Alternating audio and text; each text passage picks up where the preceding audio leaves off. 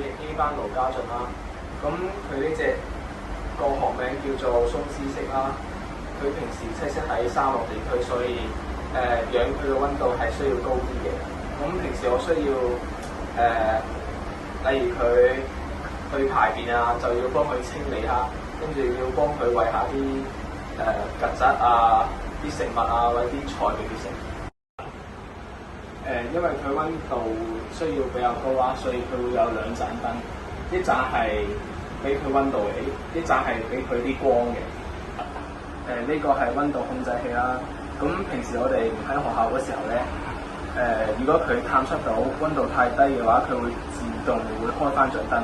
如果探測到溫度太高嘅話咧，就會熄咗著燈。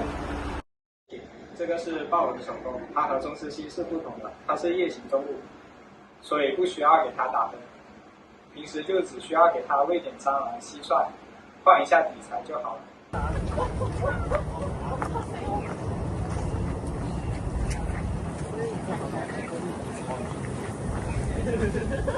有幾人話想釣魚啊？有魚攞翻屋企食今晚。但今日好似唔開飯我屋企。呢個可能就啱啱講。我已經上啦。一二三，一二三。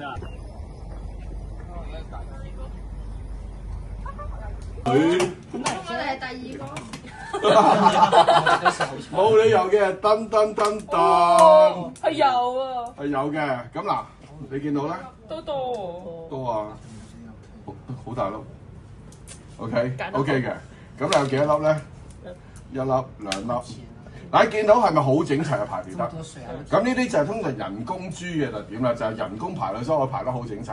我哋呢叫一旁多豬，一隻旁咧有好多好多豬嘅。OK， 好處係咩咧？就係多啦，但係唔好處就係佢啲豬箱仔咪分泌俾咁多人分咧，每粒豬個 size 就細粒嘅。